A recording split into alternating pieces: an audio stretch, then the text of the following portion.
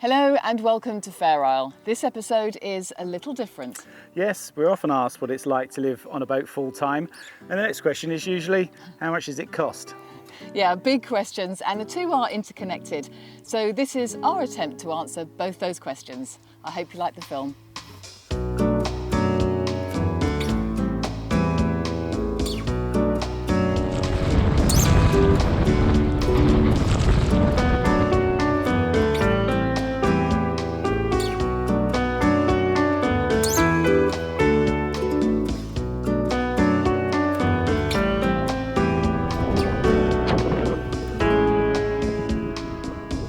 When we first decided to buy a boat, we knew it was going to be our home as we were selling our home. And it's going to be a place where friends and family could come out and visit wherever we were in the world. Yeah, we've both been working for 35 years, but we weren't retired, so the key was that we needed an income. So the plan was to sell the house, buy a boat, buy a small flat, and then continue going out to Africa to train journalists and make films, as we always had done. That was the plan. Good plan, or so we thought, but things do change. Yeah, they do change, and more on that later. But first, we spent several months finding a boat. We found Fair Isle in 2016 and bought her for €210,000, a sizable portion of our capital from selling our house. She is a Hans Christian 48T, a classic blue water boat capable of taking us anywhere. We bought Fair Isle in Monnikendam in Holland, where we kept her for 6 months before sailing to Eastbourne for a refit. We had already got all the underwater sections and the cosmetics up to scratch in Holland. In the UK, we needed to update the electronics, fit a new radar and a proper alternator, that sort of thing. Our first proper sail was across the North Sea to the UK. We had a good weather window with the wind behind us, and it was 35 hours of sheer pleasure. I should mention that this was also my first sailing passage, because although Steve has been on boats all his life, I haven't, so this is all new to me. Once in Eastbourne, we spent another year refitting Fair Isle, ready for her future cruising life, and then had a shakedown cruise along the south coast of England. This gave us a few months to test what it's like living aboard at anchor, and to visit some of the beautiful coastline in the UK. In fact, the weather was so good we extended the trip to the Scilly Isles and got rather ambitious and sailed to the Channel Islands as well. The English Channel can get a little hairy.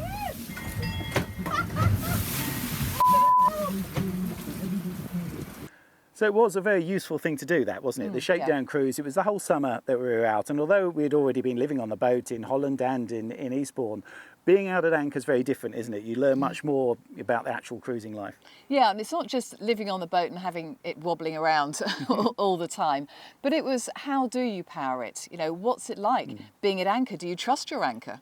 Yes, and the upshot of that was, no, we were having doubts about the Delta anchor at that stage. I knew we needed more solar, so that had to be fitted. And it depends on the boat that you're buying, so that's why it's very difficult cost-wise to go through this. We had bought a boat that had most stuff, but no boat is going to have everything you want as a liveaboard, because living aboard is different. Boats aren't made to be lived aboard, really, not full term. So there's always extra bits that you need to put on. And if you're buying a boat that is a bit of a project, then that's going to take a lot of money, and they're a bit of a money pit, aren't they, boats? They can, and I think, as Steve said, we hadn't bought a boat that we were doing up right from scratch, but there were things that need to be done. The rigging, making sure your life draft is up to date, all those kinds of things. So we spent quite a bit of time just getting ready. In 2019, we're ready to go, and we crossed the Bay of Biscay with Arc Portugal. 18 boats all travelling at the same time means we have companions to sail with as we head south down the coast of Portugal to Lagos. We enjoyed the excursions as well as the sailing, and that set the tone for our liveaboard life, a bit of everything. For us, the exploring is as important as the sailing, and we know that will affect our budget.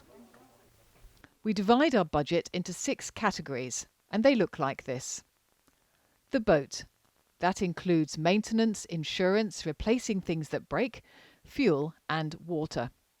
Travel to and from the UK for work and to see family. Food and eating out. Excursions, including car hire and accommodation. marina and cruising fees, video equipment and comms. Where you sail is as important as the boat that you sail, because a cruising ground can vary a lot in costs, because it might be somewhere that maybe there isn't good anchorages around. If a storm comes through, if you've got to go into a marina to be safe, I mean, that could be ruinously expensive if you're in the wrong place and that happens. Other places, it might mean that, you know, like here in the Med, that really to be safe, it's best to winter somewhere in a marina. So look at what the costs are there, because it does vary, even within the Med, what that's going to cost you. Yeah, and also the cost of living in general in different countries varies from country to country, and sometimes there are cruising taxes. So all this has to be taken into consideration. The Med is not known as a cheap sailing ground, and that's what we found. From Lagos, we sailed along the coast of Portugal and Spain, through the Strait of Gibraltar, and spent winter 2019 in Cartagena in Spain. In March 2020, we were locked down at anchor in the Mar Menor. We then sailed through the Balearics, Sicily, Italy and Croatia to a second winter in Venice. We then sailed back through Croatia, Montenegro and Greece to where we are now in Turkey. It's these 2.5 years of sailing that we've included in our budget, and we've averaged out the annual cost. Our biggest expense is food. We like food, we like cooking, and when we go to new countries, we like trying the local food in local restaurants. Well, we don't go over the top with our spending. I mean, you can eat locally really quite cheaply in most places. But the good thing about your food budget is really sort of in your control. You can just eat cheaply all the time, eat on board all the time, or go out to really top restaurants if you find you've got it in your budget. We cook every day on the boat, even when we're sailing. It's possible to find good food at reasonable prices in small shops in most places. We buy local products and eat whatever good food is available. When we visit villages and towns in the summer and are at anchor, we tend to go out more, maybe a couple of times a week. The cost of food varies from country to country. In Cartagena, the average cost of a meal is €25 a head, so that was a treat when the family came to visit. Good food is half that price in Greece or Turkey, unless you go to the real tourist areas, which we rarely do. Just the best food in Cartagena. Video equipment and comms is a big part of our budget. Now that's mainly because we do run the YouTube channel. So, you know, it's cameras, edit gear, and also the communications side. We've got some specialised equipment fitted on board that means we can get 4G pretty much everywhere. Which is important to us if we're uploading videos. Costs do vary from country to country, but on the whole, we always knew it was going to be a big part of our budget, and it is. We fitted a router which gives us long-range access to Wi-Fi, and more importantly, when we're at anchor, it gives a strong 4G signal. Cameras and computers do not like the sea and the moist, salty air, so we have had to replace both our laptops and both our phones over the past 2 years. I hope they'll last for a long while now. Keeping a YouTube channel on air and us in touch with family and friends can be an expensive business. Travel home is very important to us, and actually from the Med it's very affordable too. And we probably would have done more of it had it not been for COVID and the lockdown. I think it would probably have been more of an expense than just 6.5%. But that's what I mean about things changing. During lockdown, we spent nearly 4 months at anchor in and around the Mar Menor in Spain. We were unable to travel anywhere else. Our work projects in the UK and Africa were cancelled, and family were unable to fly out to see us. However, we were very much better off than many and grateful that we survived and our loved ones survived. And some of the lockdown we even enjoyed.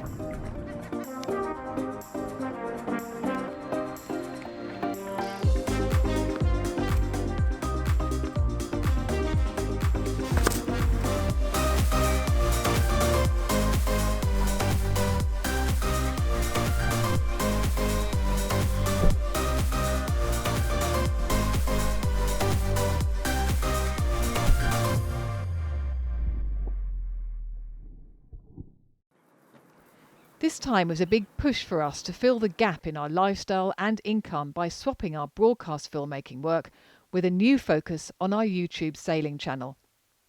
Thank you especially to our first patrons who gave us a real boost at this time and helped us feel we could still sail around the world by making videos. The following year, we did manage to fly home for graduations and the birth of a grandson as planned. We are fully vaccinated. Our second biggest expense is the boat, which should come as no real surprise. Yeah, we haven't done ourselves a lot of favours with this boat because it's fairly large and quite maintenance heavy. So it does depend on what sort of boat you pick. Have a look at the Which Cruising Boat video that we did. That sort of goes into sizing of boats and what that means to what you're going to have to spend. Obviously, the other factor is who's going to do the work. Really, you need to be doing the work yourself to keep these costs down, because cost, depending on where you are, can be really expensive to get people aboard to do it. And some places you're just not going to be able to get the people aboard to do it. And the one thing about living on a boat is you're here. You're here all the whole time, so you can do it. Fair Isle is 48 foot long, so when she's out of the water for maintenance, that's a lot of anti-foul, a lot of varnish. And you're usually charged by the foot by the marinas, so the bigger the boat, the higher the cost. Along with haul-outs, we've upgraded our solar system, our anchor chain and anchor, and next year we'll be installing a water maker. We've also removed our generator to make room for lithium batteries. We're very lucky and are very grateful to people and companies who've helped out with some of the bigger items. We'd not have been able to afford everything at market prices. Part of our work now is to do reviews on YouTube, and that means we get sent some items at minimal cost or even for free. We have replaced our outboard with the e-propulsion electric engine. We've got a good deal on our anchor chain, our Ultra Anchor and our True Kit dinghy. Now, when we first set out, we thought we'd be going into marinas every week or so. We thought we'd need to get provisions, water, that sort of thing, do the washing. But in fact, it just hasn't panned out that way. We really don't like going in marinas, do we? And you don't need to. In the summer, we can anchor out pretty much all the time and just take the dinghy ashore. And that means it's considerably cheaper. The one time we did leave Fair Isle in the summer to go back to the UK for a week, it cost €100 a night. So not something we took lightly. Most marinas in the Med will offer a reduced rate in the winter. You'll pay more for a boat over 15 metres, and usually catamarans cost more to berth too, but that's not always the case, so we recommend you call ahead and get a deal. It also means you'll get a berth. Popular marinas like Cartagena, where there is a big liveaboard community, fill up pretty quickly. This is Christmas Lunch 2019, a gathering of over 100 sailors. We're grateful to Çeşme Marina in Turkey, where we are now, and Certosa Marina in Venice last year for welcoming us to spend time with them as guests. It has cut our marina costs considerably and has meant we can properly explore the regions. And that brings us to excursions. Yeah, we quite often hire a car, and if it hadn't been a pandemic, we probably would have done quite a bit more of that. Yeah, and there's always the bikes, and there are buses in most places. Yeah, and we quite often find Airbnbs, things like that as well. You can do that quite cheaply, and car hire sometimes is really cheap too. Yeah. Okay, so we're going off on a little bit of a road trip up to Granada. We've hired a car. How much was this car? £11.38 for 7 days. In Spain, we hired a car to go and visit the Alhambra, which still stands out as one of the most amazing palaces we've visited. We also drank sherry at €1 a glass. Love the sherry. In Spain, we stumbled across some street dancing, and that's the beauty of travelling and living full-time on a boat. You can take your time and visit places that aren't on the tourist maps.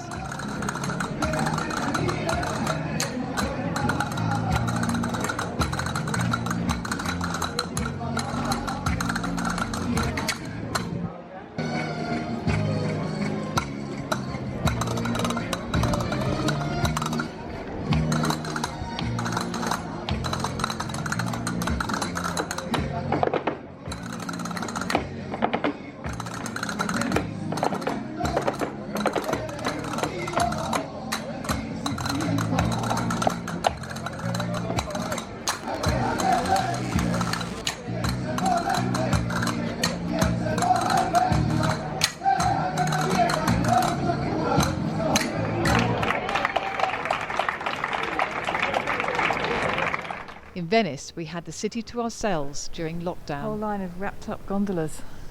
It's really quite sad. Now in Turkey, our trip to Istanbul was probably one of the more expensive excursions, but you wouldn't come to Turkey and not see this, would you? No, you wouldn't, and we didn't. And we are looking forward to seeing quite a lot more of Turkey in the months ahead. So how much does it all cost? Our averaged out annual expenses so far stand at €32,500. And a reminder that is broken down into these sections. No doubt these proportions will change in years to come as we visit different countries and regions, but as a guide, this is what it's cost us to sail in the Mediterranean. There's one other thing that we want to talk about that has nothing to do with money, but everything to do with living on board, and that's people. We have met the most amazing people who live on boats, who love boats, and who've allowed us onto their boats to interview them.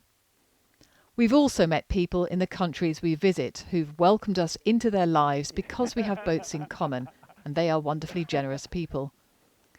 We wouldn't have enjoyed our life aboard half as much if we hadn't met these people, and they are what makes being a liveaboard the wonderful life that it is. And to be able to do this and actually relax, because my legs would give out after half an hour doing this.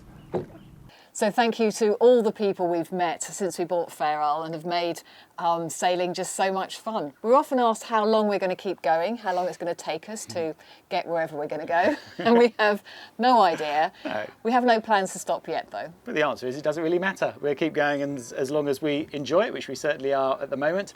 I hope that 2022 is a good year for us and for everybody else that's out there sailing. And if we're out there and you're in this vicinity, give us a shout. Yeah, and thank you to our patrons who do keep us going. Thank you to our subscribers, and thank you for watching. Thanks for watching.